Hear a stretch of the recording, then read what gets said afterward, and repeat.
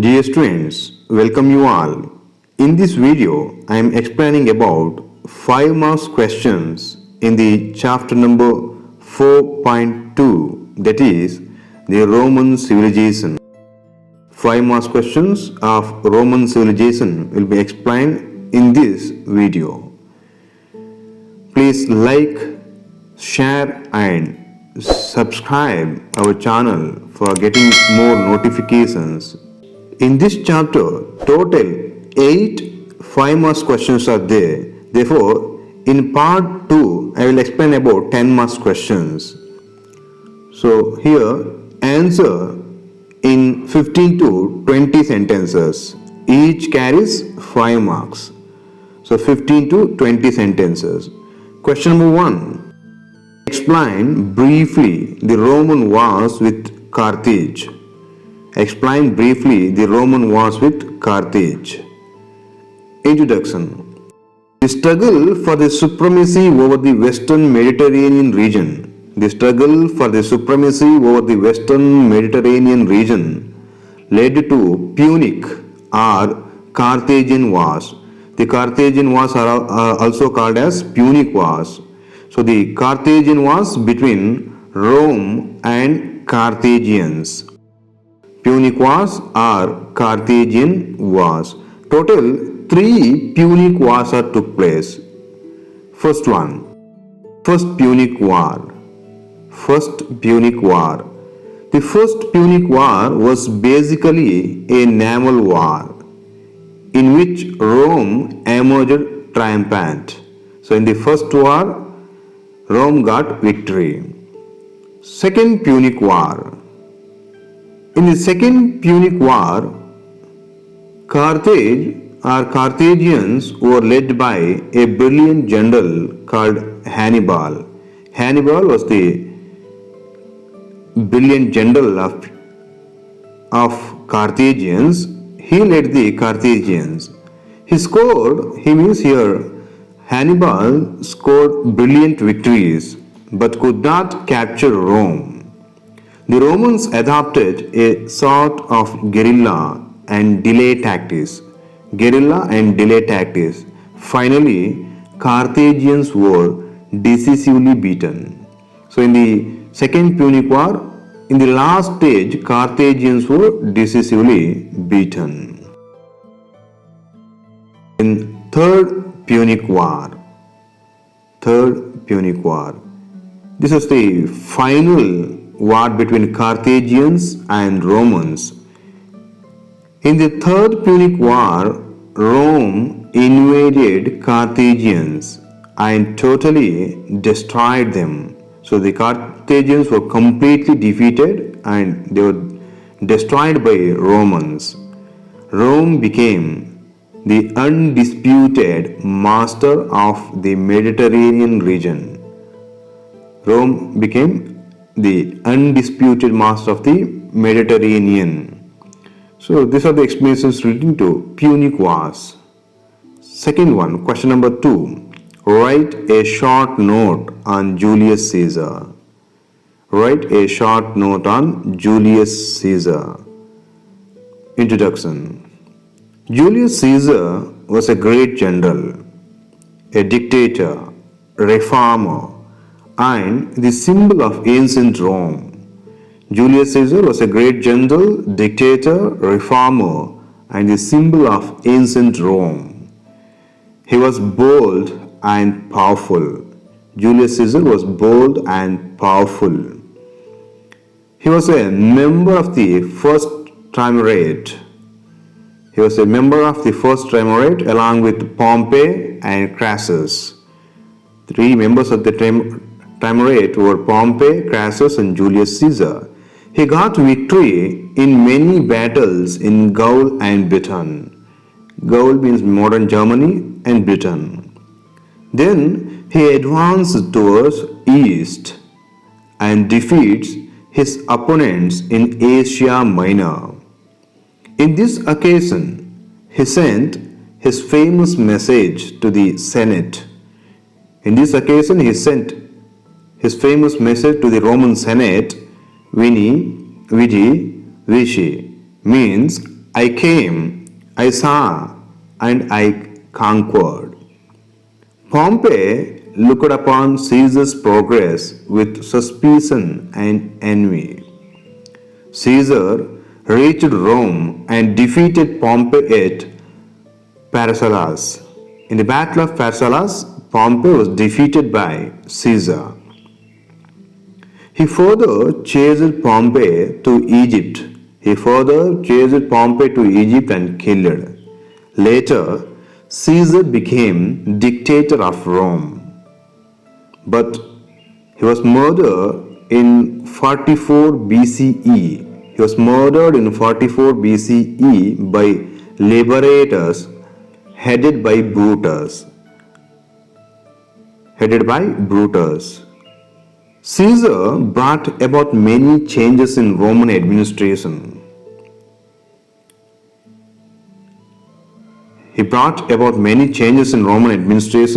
And introduced civil reforms. He increased the strength of the Senate and reduced its power. He distributed public lands and provided employment to the poor. Caesar extended citizenship rights to provincial subjects.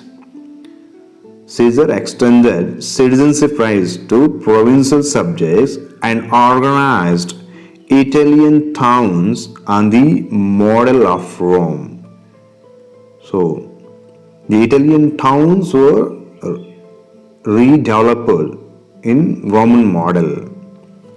His other reforms includes improvement in agriculture, reduction of taxes, removal of corrupt and oppressive governors, and improving the coinage system. He introduced the Julian calendar. He was also a great orator and a writer. Question number 3. Explain briefly the rise of Eastern Roman Empire. Introduction. Most of the immediate successors of Augustus were weak and tyrants. In this critical juncture, Emperor Constantine shifted the capital to Constantinople. The city named with his name, it became new capital of Roman Empire. So the city named with his name means Constantinople. It became a new capital of Roman Empire. Rule from new capital is called as Eastern Roman Empire. Constantinople was built on the ancient site of Byzantium. After shifting its capital, Constantine issued the Edict of Milan, which granted liberty to Christians to profess their religion and began the Christianization of the empire. Justinian, another famous ruler of Eastern Roman Empire, was the greatest emperor who had control over eastern and western halves of the empire. His long-lasting achievements were the Justinian Code and his buildings in Constantinople. The Eastern Roman Empire, with Constantinople as its capital, continued to exist till it was overthrown by the Turks in 1453. In 1453, Turks captured Constantinople. The Eastern Roman Empire was ended in 1453. Question number 4. What is Pax Romana? Explain. What is Pax Romana? Explain. Introduction. The Roman Empire covered a vast stretch of territory that touched 3 continents. They are Europe, Asia, and Africa. So, the Roman Empire covered 3 continents. The establishment of the Roman Empire brought about great peace called Pax Romana. Establishment of Greece, the great peace called Pax Romana. Rome gave peace to the entire Mediterranean world by the might of new law and order. Before the emergence of this empire, the above said area, it means the Mediterranean area, was a place of wars and battles among many petty rulers. For about 2 centuries, from Augustus to Marcus Aurelius, or around 29 BCE to 180 CE, the empire enjoyed peace. So this is called as Pax Romana. As a result, trade and commerce, as a result means because of the establishment of peace in this region, trade and commerce flourished.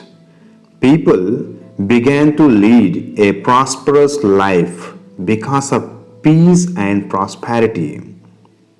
Cities were built, temples were constructed, and remarkable development took place. Roman citizenship was granted to all those who came under the hegemony of Rome. It was a guarantee enough from them to be treated on par with all the others. Because of the Pax Romana, the Roman citizenship was provided for all the people. Question number 5. Write a short note on Roman law. Write a short note on Roman law. Introduction. The most outstanding intellectual contribution of Romans was the formation of a body of laws.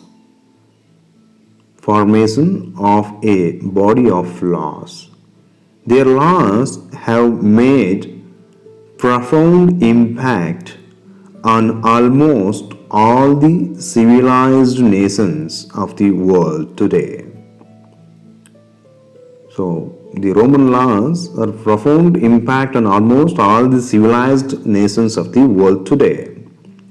English words like law, legal, legislation, justice, equality, and judge, etc. all have been derived from Latin. The first written code came in the form of 12 tables in 150 BCE, 12 tables. Roman law can be divided into 2 parts. The Roman laws can be divided into 2 parts. They are the jus civili and jus gentium. The jus civili law which applied only to Roman citizens, but jus gentium originally applying to foreigner in Rome and to others within Roman lands who are not given citizenship. The Roman laws came to be completely classified and codified by the great Roman Emperor Justinian. A Roman emperor called Justinian were completely classified and codified the Roman laws. Therefore, it is called as Justinian Code of Law. The Justinian Code is known as Corpus Juris Civilis. Corpus Juris Civilis. The code had 4 important parts. The Justinian Code had 4 important parts. They are namely, the code, the first one, the code, it contains the imperial ordinance or the statute law then in force. Second one, the digest. The digest. It contains the opinion of the jury councils, the quintessence of Roman legal opinion. Third one, the institutes. The institutes then included a critical analysis of law, was intended as a textbook for law students. Fourth one, the novels. The novels provided for modifications of and additions to the code. So total 4 parts are there: the code, the digest, the institutes and the novels. In this way, Justinian Code is another landmark in the legal history of the world. Question number 6. What are the contributions of Romans to language and literature? Contributions of Roman to language and literature. Introduction. Latin was the language of ancient Roman Empire. Latin was the language of ancient Roman Empire. It belongs to the family of Indo-European languages. Latin belongs to the family of Indo-European languages. Before the fall of Rome, Latin became the accepted language of much of the civilized world. Latin remained the language of the church, science, medicine, law, and education. Till today, Latin remained the language of the church, science, medicine, law, and education. It was used for most of the written transactions in Europe throughout the Middle Ages. So Latin was used for the most of the written transactions in Europe throughout the Middle Ages. In the field of literature, the Romans tried to imitate the Greeks. The golden age of Latin literature was heralded in the prose works of Cicero and the poetry of Catullus and Lucretius. The golden age of Latin literature was heralded in the prose works of Cicero and poetry of Catullus and Lucretius. Julius Caesar wrote Gallic wars and civil wars. So Julius Caesar is also one of important writer of Roman period. Virgil has been given the title Voice of Rome. Virgil was regarded as Voice of Rome. He wrote Aeneid. Augustinian age saw the lyrics of Horace and the natural history of Livy. Lyrics of Horace and the natural history of Livy. Livy's another work is History of Rome. The Silver Age saw the tragedies of Seneca, the satire of Juvenal, and the skeptical histories of Tacitus. So, Silver Age includes Tacitus, etc. Tacitus also wrote annals and histories. Tacitus also wrote annals and histories. Pliny the Elder wrote the natural history. The other well-known historians were Sallust and Plutarch. Marcus Aurelius wrote Meditation and was a great orator on philosophy. Then question number 7. Explain briefly the contributions of Romans to science. The contributions of Romans to science.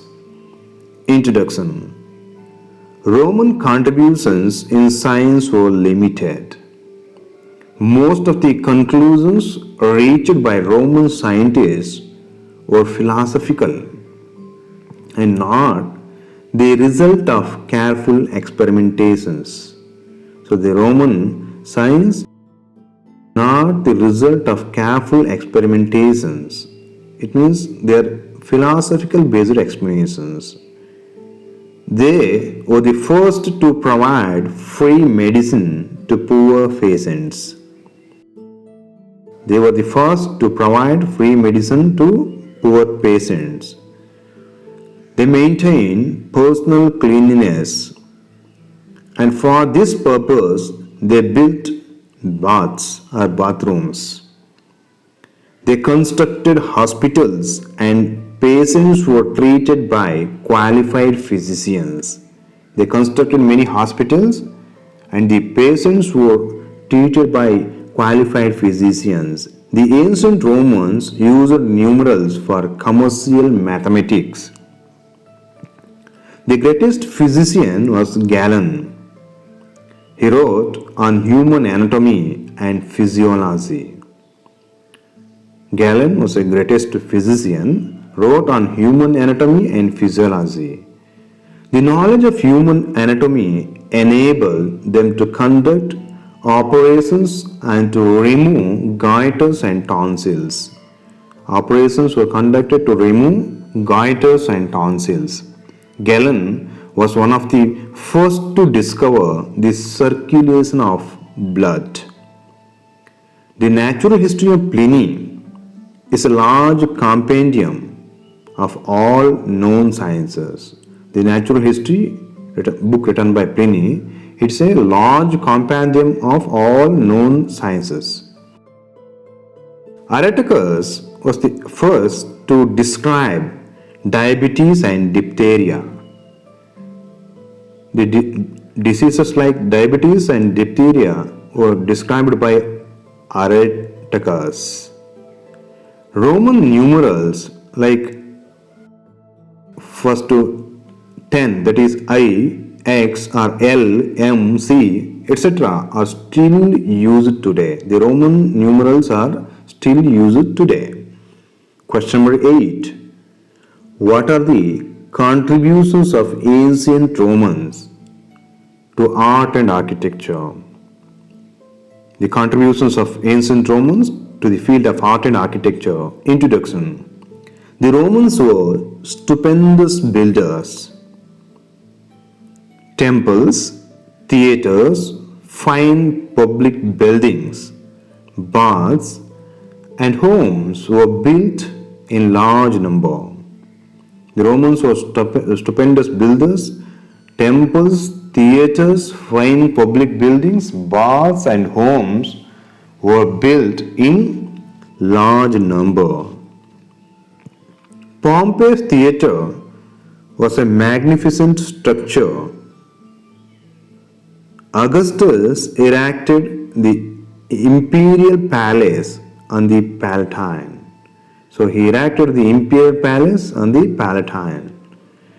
Vespasian built the Colosseum where gladiatorial contests were held. Vespasian built the Colosseum where gladiatorial contests were held. The most famous Roman buildings is the Pantheon. Justinian Church of Saint Sophia at Constantinople is most magnificent building.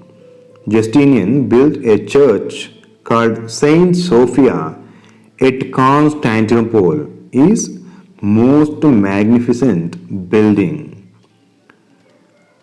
It's built in Constantinople.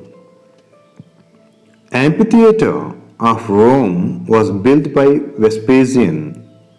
Citizens of Rome came here to watch gladiators fight or the slaying of Christians by the hungry lions. They were the inventors of concrete. The Romans were the inventors of concrete. They also introduced two architectural improvements. The greatest architectural improvements of the Romans are the first one, the ark, and second one, cupolas or domes. Arcs and domes are the important contributions of Romans. The Romans developed their sculpture on Greek models. Buildings were decorated with sculptures. The unknown Roman is the best known example of their sculpture. The unknown Roman is the best known example of their sculpture. The best of the surviving murals are found in Pompeii.